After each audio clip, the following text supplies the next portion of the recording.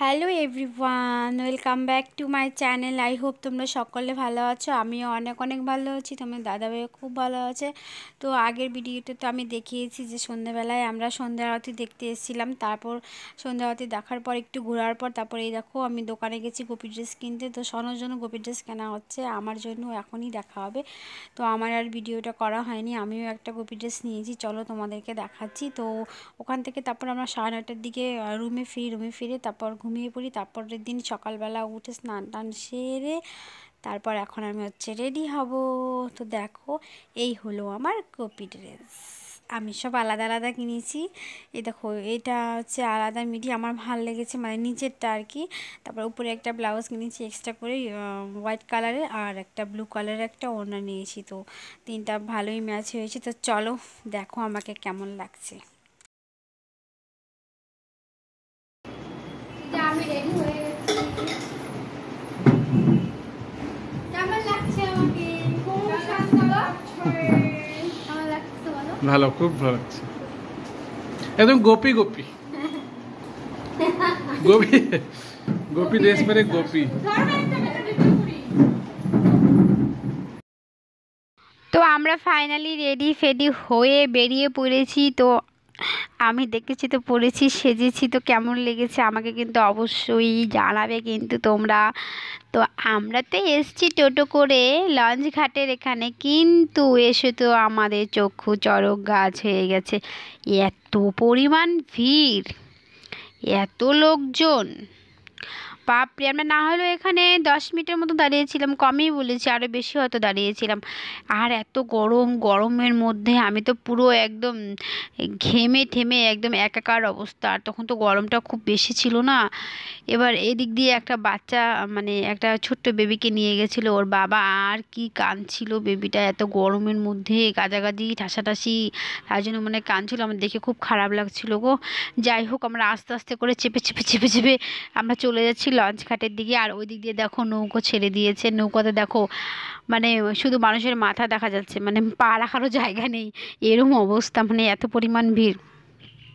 তো অনেকে আবার ঘুরে ঘুরে চলে এসছে মায়াপুর। তো এখন মনে হয় বাজে 11টার মতো, তাই জন্য ওরাও হয়তো খুব সকালে গেছে, জানি না, ঘুরে ঘুরে চলে এসছে। আমরা সবেমাত্র যাচ্ছি। এই যে এখন লঞ্চটা পুরোই ফাঁকাই রয়েছে, ফাঁকাও বলবো না, মানে অল্প অল্প লোকজন রয়েছে। এটা পুরো ভরে যাবে তারপরে এই লঞ্চটা ছাড়বে, বুঝেছো?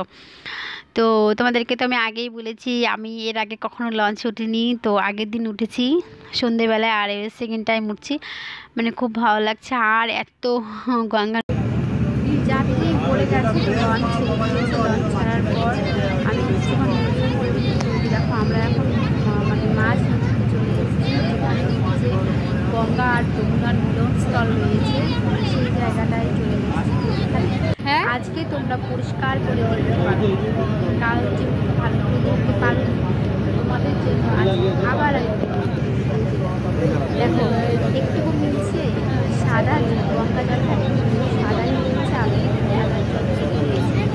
একটা জলের সঙ্গে আরেকটা জল মিলছে না। কেন মিলছে না এর কারণ আমি জানি না, অবশ্যই আমাদের জানো কি অপূর্ব দৃশ্য না দেখতে একটা জলের সঙ্গে আরেকটা জল নাকি মিশে। কি বলবো আমি, মানে চোখ দিয়ে যে দেখছি এটাই অনেক ভাগ্যের ব্যাপার। তো চলো এখন দিকে দেখাই। মানে আমরা মাঝপথে আস্তে আস্তে আকাশটা এরকম মেঘলা করেছে, পুরো অন্ধকার করেছে। আমি বলছি এই রে এখন মনে হয় বৃষ্টি নামবে তো আমাকে ওরা কাছে তখন হাওয়াও দিচ্ছিল, মানে হাওয়া দিচ্ছিল, প্রাণটা জুড়িয়ে যাচ্ছিলো, কারণ গরম প্রচণ্ড ছিল। যাই হোক দেখো এখন তো পরিষ্কার দেখা যাচ্ছে, সাদা আর নীল একদম ভাগ করা রয়েছে। এবার আমরা তারপর চলে যাই। এদিকে তো ঢুকতে হয় না, না না, এই যে প্রবেশ, এইটা না, কিন্তু এটা দেখাচ্ছে। এরপর আমরা ওখানে ঘাটে নেমে তারপর টোটো করে আমরা চলে আসি ইসকন মন্দিরের সামনে। তো ইসকন মন্দিরের সামনে আসার পর তারপর তো একটা টোটো নিয়ে আমরা পুরো মায়াপুরটা ঘুরি। এবার মায়াপুর ঘুরেছি ঠিকই, অনেকগুলো মন্দিরে গেছি, কিন্তু ভিডিও করা অ্যালাউ নেই না, তার জন্য ভিডিও করতে পারিনি। আর এখানে যেহেতু ভিডিও করা অ্যালাউ আছে, তো এটা হচ্ছে বৃন্দাবনের যে রাধাকুণ্ড শ্যামকুণ্ড রয়েছে না, এর আদলেই বানানো হয়েছে মায়াপুরের রাধাকুণ্ড আর শ্যামকুণ্ড। তো আমরা এখন পরিক্রমা করে নিচ্ছি আগে পুরো রাস্তাটা।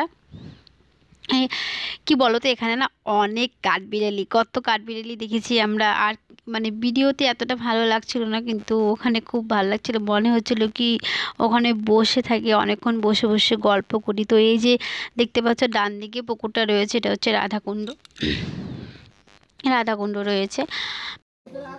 তার আগে চলো তোমাদের দেখিয়ে নেই গিরি গোবর্ধন পাহাড়। কৃষ্ণ যে তার মানে আঙুল দিয়ে তুলেছিল পাহাড়কে, সেই পাহাড় এখানে বানিয়েছে। হ্যাঁ, বৃন্দাবনের গিরি গোবর্ধন পাহাড়ের আদলে এটা বানানো হয়েছে। তো পাথরে দেখেছো কি সুন্দর মালা বানিয়ে, গাঁদা ফুলের মালা বানিয়ে পরিয়েছে, আর তার সঙ্গে ওপরে তুলসী পত্রও দিয়েছে। তো এই দেখো আমি চলে এসেছি রাধাকুণ্ডতে, চলো দেখো তোমরা।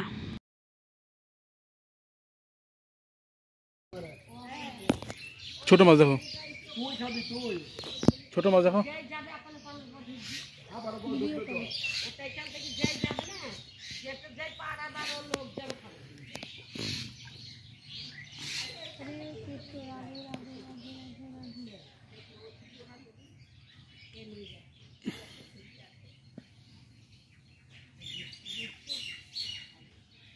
কি হাতে আছে? এই ওইদিকে তো, আরে খাওয়া কি দেওয়া যায়? হ্যাঁ জিজু দেখো অবস্থা, দেখছো? তুমি কি করছো গো? এই যে এইখানে দাও, এইখানে দাও, তো এইখানে দাও। তুমি এইদিকে আসো, তোমাকে দেখে ওরা আসছে না। আমাকে দেখে আর জয় শ্যামকুণ্ড, শ্যামকুণ্ড জয়। মাথায় জল নেই, শুধু মাথায় নেই, শুধু মাথায়, বাস বাস এতগুলো না। জিজু হয়েছে মাথায় দিয়ে ফেলছে জিজু।